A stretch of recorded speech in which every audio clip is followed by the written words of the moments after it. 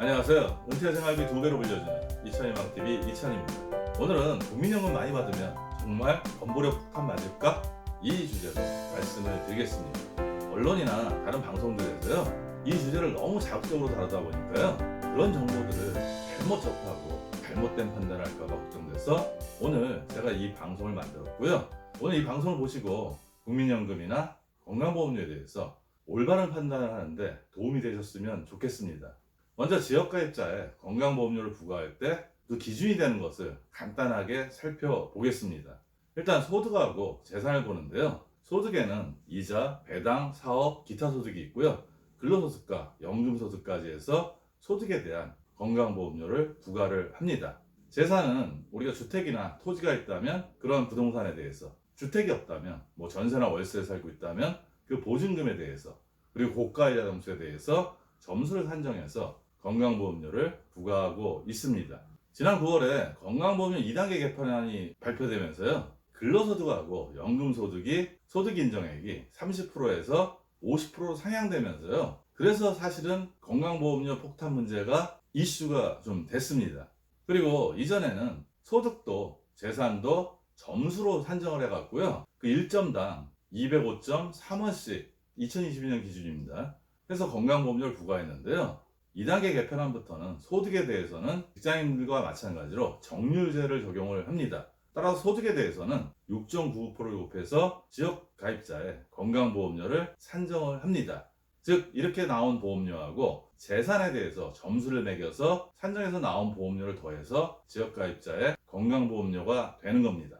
그러면 국민연금 10만 원을 더 받았을 때 건강보험료는 이번 개편안으로 얼마가 더 올라가는지 그 내용에 대해서 좀 살펴보겠습니다. 먼저 연금소득이 30% 인정될 때는요, 국민연금 10만 원 받으면 거기에 30%인 3만 원에 대해서 소득이 인정되고요. 거기에 정률 6.99%를 곱하면 2,097원을 내면 됩니다. 그런데 2단계 개편안으로 이 30%가 50%로 상향됐습니다.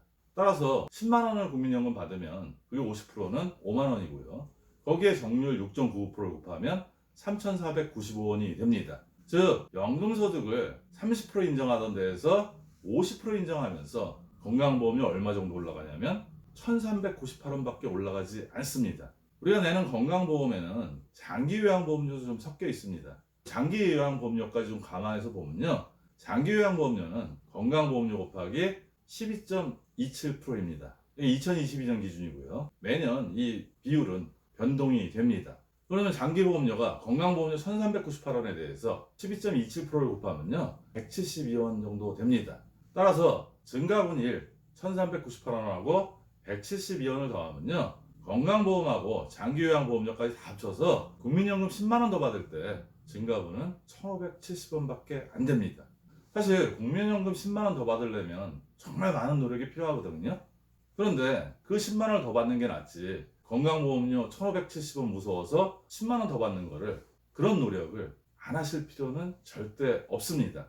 그런 언론이나 방송에 사례로 나온 걸 보면요, 건강보험료 적게 내려라고 국민연금을 좀 감액하는 노력을 한다는 내용이 나옵니다. 즉 노령연금 받는 것보다 땡겨받는 걸 우리가 조기연금이라고 하는데, 조기연금을 받으면 매월 나오는 보험료가 줄어드니까 건보료가 줄어들 거다, 이런 얘기 하시는 분도 있고요. 또 국민연금 보험료를 내지 않아서 납입유예나 뭐 이런 부분이 있죠, 건강보험료를 줄이는 얘기 하시는 분들도 있습니다. 그런데 저는 아무리 생각해도 국민연금 10만원 아니면 20만원 더 받아서 차라리 아까 건보료 올라가는 만큼을 더 내는 게 낫지, 국민연금을 덜 받는 거는 더 리스크가 크다고 생각을 합니다. 국민연금 10만원이 말이 10만원이죠. 국민연금은 아시다시피 매년의 물가상승률을 반영해 줍니다. 따라서 그 물가상승분까지 감안하면 정말 어마어마하게 많이 받을 수 있는 부분인데요, 건보료 때문에 그런 노력을 안 할 필요는 저는 없다고 생각을 합니다. 저희가 은행에 예금을 맡기면 이자소득세를 15.4%를 냅니다. 그래서 이 이자소득세 내는 게 아까워서 은행에 예금 안 하고 금고에다 돈을 넣어두는 거와 저는 이 내용이 그렇게 다르지 않다고 생각을 합니다. 이 방송을 여기까지 보셨다면 국민연금 10만 원 더 받으시는 게 낫나요? 아니면 안 받고 건강보험료 덜 내는 게 낫나요? 저는 무조건 국민연금 더 많이 받고 정보료 그만큼 더 내는 게 낫다고 생각을 합니다. 은퇴 후에는 가능하면 얻을 수 있는 소득을 최대한도로 얻고요. 그냥 지출할 수밖에 없는 거는 지출하시는 게 훨씬 더 유리하십니다.